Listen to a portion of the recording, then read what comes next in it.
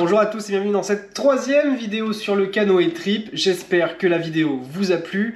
Si vous ne l'avez pas encore regardée, eh bien je vous invite à aller jeter un coup d'œil par ici. Maintenant, aujourd'hui, on va faire un débrief. Je vais vous raconter un petit peu en détail bien comment ça s'est passé, mes retours. On va aborder plein de points. Donc normalement, si c'est bien fait, en bas dans la description, et vous aurez des timecodes. Donc vous pouvez passer d'une partie à l'autre et y revenir. Normalement, tout est bien fait.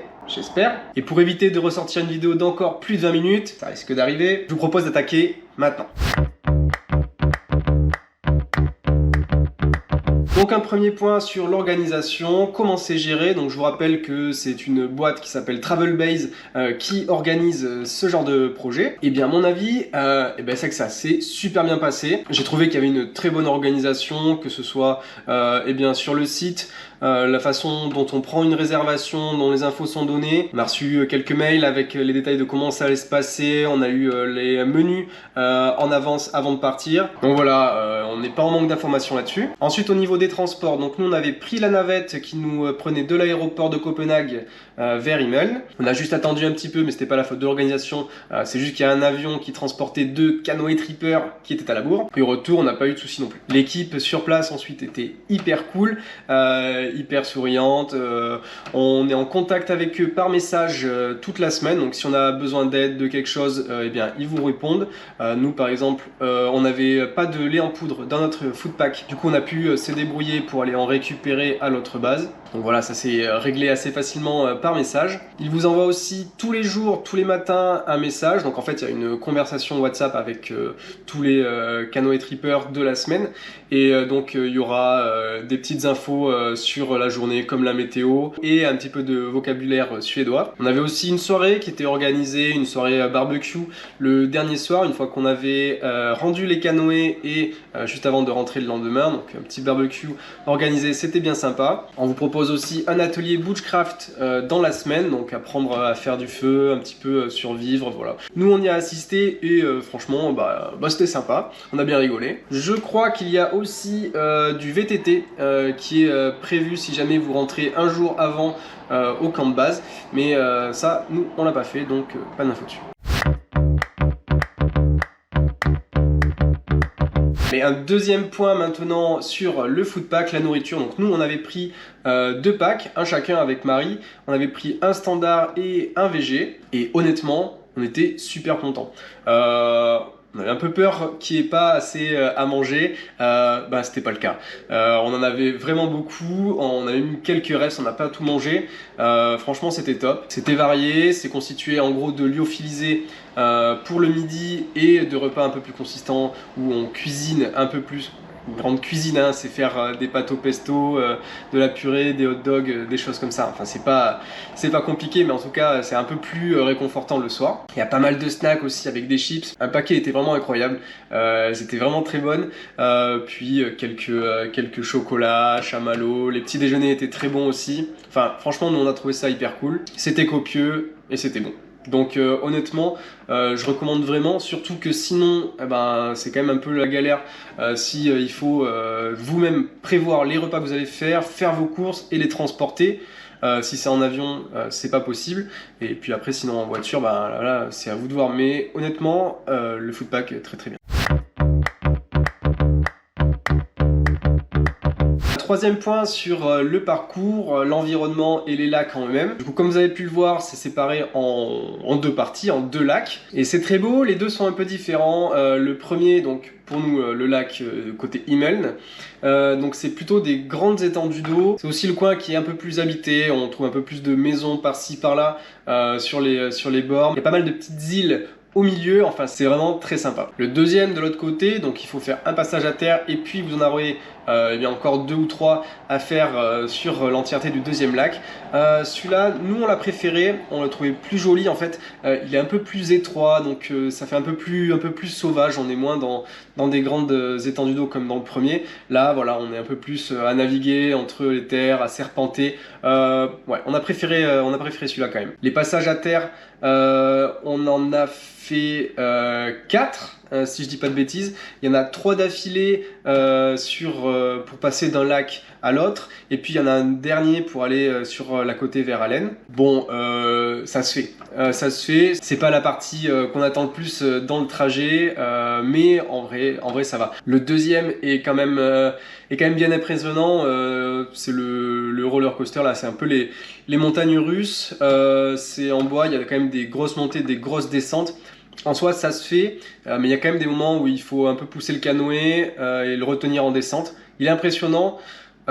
C'est pas la plus grande partie de plaisir, mais tout le monde l'a passé, que ce soit des couples, deux filles ensemble, etc. Il n'y a quand même pas eu de soucis. Il faut juste bien penser à vider les canoës pour que ce soit moins lourd et à bien le mettre sur les roues. Mais sinon, si jamais vous avez un peu peur de le passer à deux, en fait, comme c'est des points de passage obligatoires, vous trouvez tout le temps du monde pour vous aider à traverser. Nous, que ce soit dans un sens ou dans l'autre, on n'a jamais été seul. C'était pas les embouteillages, mais on s'est toujours retrouvé à au moins 3 groupes. Et du coup, on s'entraidait, on faisait passer tous les canoës dans un sens, tous ensemble, un par un. Et comme ça on n'a pas eu de soucis. Sur les cartes, comme vous avez vu, il y a pas mal de shelters qui sont indiqués, donc c'est des camps qui sont déjà préparés avec un abri ou plus en bois, des emplacements pour planter les tentes, il y a des coins pour faire des feux, il y a même souvent des abris avec déjà des bûches précoupées. Que demande le peuple? On a aussi des toilettes sèches. Qu'est-ce qu'il y a d'autre? C'est déjà pas mal, j'ai l'impression d'oublier quelque chose. Je sais plus. Ah oui, point d'eau. Il y a souvent, pas tout le temps, attention, c'est bien marqué sur les shelters avec la petite goutte d'eau, des points d'eau potable. Donc voilà, c'est pas obligatoire, vous n'êtes pas obligé d'aller dormir dans ces points-là, mais si jamais vous avez envie d'avoir peut-être un peu plus de confort ou pas, hein, ça dépend, eh bien vous pouvez aller sur ces endroits-là. Il y a aussi beaucoup de chances pour que vous croisiez du monde, puisque c'est des points qui sont indiqués, donc les gens peuvent forcément rejoindre ce type d'endroit pour poser leur tente. Nous on a passé pas mal de nuits en shelter, quasiment toutes, je crois qu'on en a passé une ou deux hors shelter. Et bien celle qu'on a passé en shelter, c'était vraiment sympa, c'était propre, on a pu faire des feux, on a pu s'abriter, on a pu rencontrer du monde. Enfin franchement, nous on a bien kiffé. Et enfin un dernier point sur les lieux, vous avez un petit restaurant, il est là, à cet endroit-là. C'était incroyable, c'était vraiment ouf, moi je vous le conseille. En plus si vous passez qu'une semaine en Suède à faire le canoë, c'est l'occasion de manger un petit peu local, autre que les hot dogs en faisant bouillir vos saucisses dans votre kit cuisine. Là, vous pouvez manger de l'élan, du sanglier, enfin ça change je crois, hein, les pêches du jour, etc. Il n'y a pas beaucoup de plats, vous avez 3 plats, 2 plats, un poisson et un végé, non, ça en fait 4. Et après, tout ce qui est légumes, accompagnement, etc., c'est sous forme de buffet. C'était vraiment trop bon. Surtout si vous le calez en fin de séjour, ça fait vraiment du bien de se faire un bon resto, un bon plat. Honnêtement, foncez-y. Tant qu'on est sur les lieux, un 4e point, sur le climat associé à cet endroit-là. Donc déjà, grosse particularité, apparemment c'est un peu de la région, hein, c'est global, c'est pas que au sud de la Suède, mais en fait c'est une météo qui est très variable. C'est-à-dire que le matin, on se réveillait plein soleil, pas un nuage à l'horizon, et puis une heure après on pouvait se prendre une grosse averse, re-soleil après, un petit peu de pluie, enfin ça peut bouger vraiment très très facilement. Du coup, nous franchement, on s'est pris la pluie une fois en canoë. Un autre jour, on s'est repris la pluie aussi, mais globalement, on n'a pas eu un jour où il n'y a pas eu une petite averse quand même, mais en soi c'était rien de méchant, on a eu quand même pas mal de beau temps, même une majorité de beau temps, mais voilà, faut quand même s'y attendre. Je pense que c'est impossible. Si je dis pas de bêtises, hein, je suis pas un expert, je suis pas climatologue, météorologue, mais se prendre une semaine de plein soleil sans pluie, j'ai pas l'impression que ce soit trop possible, quoi. Mais bon, voilà, ça fait aussi partie un petit peu de l'aventure, c'est prendre un peu de pluie, c'est pas méchant, surtout que bon, il fait pas froid dans ces périodes-là. Donc nous ça nous a pas posé de problème. Les températures, nous ça a oscillé aux alentours de 20, 21, 22 degrés. On n'est pas monté au-dessus de 22 degrés quand même dans la semaine, en journée. Et en nuit, je crois que la nuit la plus fraîche, on était à 16 degrés. 16 degrés, en tout cas pas en dessous de 15 degrés. Donc voilà, on a une petite plage de température, c'est clément, on n'a pas eu trop chaud, pas eu trop froid. Je crois que Marie a eu un petit peu froid la dernière nuit où c'était un petit peu humide. Et après, bah forcément, avec un petit peu de fatigue, etc., le soir, quand le soleil se couche, bah voilà, faut mettre une petite couche en plus, un petit pantalon, un petit pull, et en vrai, on est quand même bien à 20 degrés. Hein. Et un dernier point météo, c'est sur le vent. Alors nous, bon, on n'a pas eu de chance, hein, c'est comme ça, mais on est tombé sur une semaine très venteuse. On a eu beaucoup de vent dans la semaine, un vent qui venait du sud. Et du coup, en fait, ben, le vent, ça fait chuter le ressenti de température. Du coup, il a beau faire 20, 21, 22 degrés, ben, avec le vent, on n'a pas si chaud que ça, quoi. Bon, moi, j'étais quand même souvent en t-shirt, mais bon, je sais que Marie a quand même souvent gardé le kawaii. C'était pas les grosses chaleurs, on se faisait quand même bien souffler dessus. Donc voilà, ça c'est à prendre en compte. Hein. Forcément, si vous avez des températures qui sont un petit peu moyennes, ben voilà, le vent peut quand même faire chuter le ressenti. Mais surtout, c'est que le vent sur le canoë, enfin sur les lacs surtout, sur l'eau, bah, ça peut faire des vagues. Faire des vagues, des petits courants, pagayer à contresens, c'est pas facile. Du coup, ben, on a croisé nous donc des canoës, des binômes, puis des familles qui ont bien galéré, en fait surtout sur le premier lac, le lac d'Immel, vu que c'est des grandes étendues d'eau.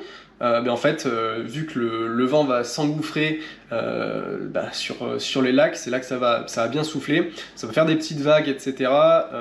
Et donc il y en a qui se sont fait peur. Il y en a qui se sont fait peur, ils nous ont dit que ben, ils prenaient beaucoup de houle, que c'était très impressionnant quand ils voyaient bah, qu'ils étaient sur une vague et que, du coup sur l'eau là, et qu'il y avait un trou devant le canoë.